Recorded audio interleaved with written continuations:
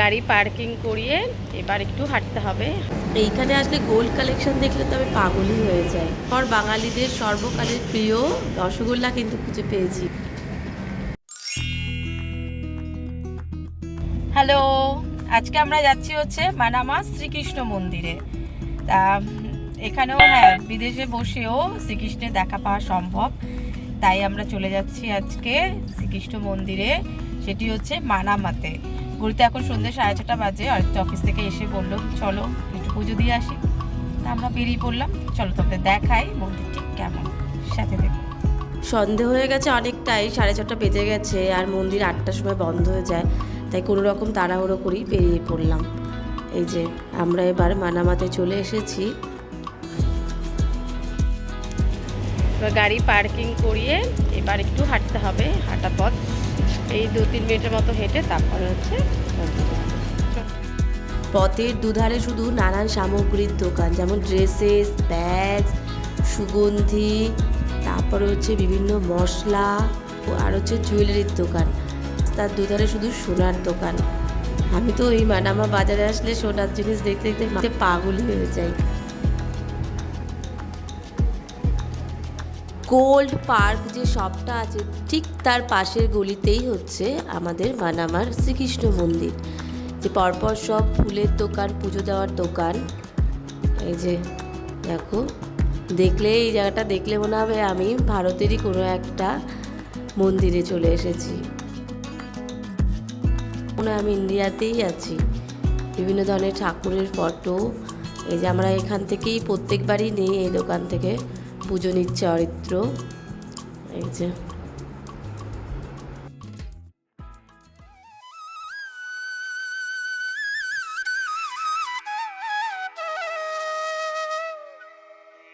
এটাই হচ্ছে মানামা শ্রীকৃষ্ণ মন্দির। এটি 200 বছর পুরনো একটি মন্দির। তার মানে বোঝাই যাচ্ছে কত বছর ধরে ভারতীয়দের এই ব্যারিনে যাতায়াত আছে।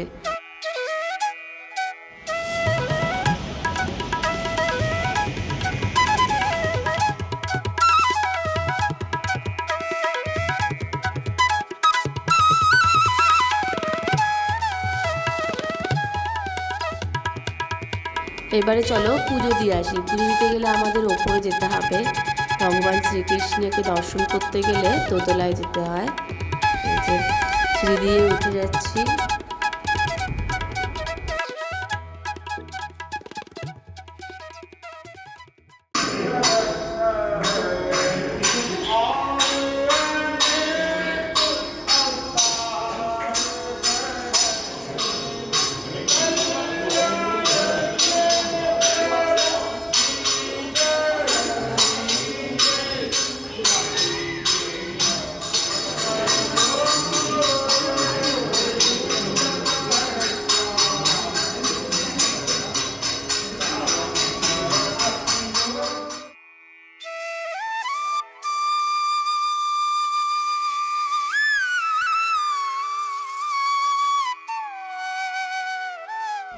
আমরা এবার পুজো দিয়ে নিচে নেমে আসলাম।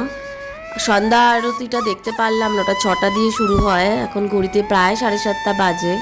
যাই হোক, তারপরেও কিন্তু খুব সুন্দর লাগলো, শান্ত, মানে বসেই থাকতে ইচ্ছা করছিল আমার, এত ভালো লাগছিল। মানে বিদেশে এসে ভগবান শ্রীকৃষ্ণের মন্দির পাওয়া গেছে খুঁজে, সেখানে এসে পুজো দিয়েছি, এত ভালো লাগছিল।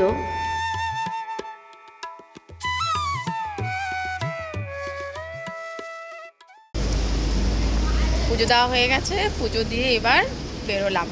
কিছু টুকটাক জিনিস কিনলাম, সামনে লক্ষ্মী পুজো আসছে, ছোট লক্ষ্মীর ফটো কিনলাম, আরও অনেক কিছু কিনলাম। চলো সেগুলো তোমাদের বাড়ি গিয়ে দেখাবো, কারণ দোকানে সে ভিডিও করা পারমিশন ছিল না।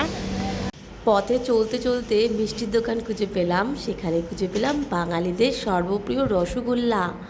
হ্যাঁ, শুধু কিন্তু রসগোল্লা না, এখানে অনেক ধরনের মিষ্টি আছে, দেখো পরপর সব রাখা আছে। আর এদিকে বিক্রি হচ্ছে বিভিন্ন ধরনের ভুজিয়া আর নিমকি, অনেক কিছু। তা আমরা তো রসগোল্লা নিতে কোনোভাবেই ছাড়িনি। এইখানে কেজি হিসাবে বিক্রি হয়, তাই হাফ কেজি কালোজাম আর হাফ কেজি রসগোল্লা নিয়ে নিলাম।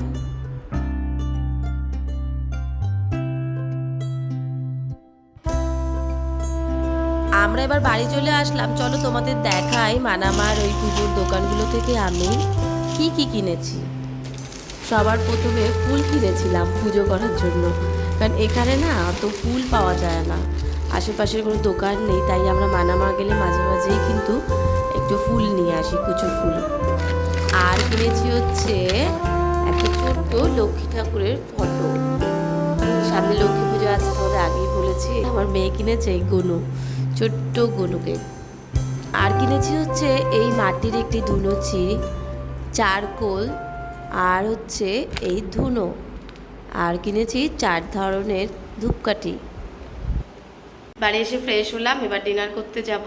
অনেক রাত হয়ে গেছে, প্রায় 10টা বেজে গেছে। তো চলো, আজকে আমার এই ব্লগটি তোমাদের কেমন লাগলো প্লিজ কমেন্ট করে জানিও। ভালো লাগলে অবশ্যই একটা লাইক করে দিও। আর সাবস্ক্রাইব করো নি, চ্যানেলটা সাবস্ক্রাইব করতেও ভুলো না কিন্তু। সবাই ভালো থেকো, সুস্থ থেকো, আর আমার সাথে থেকো।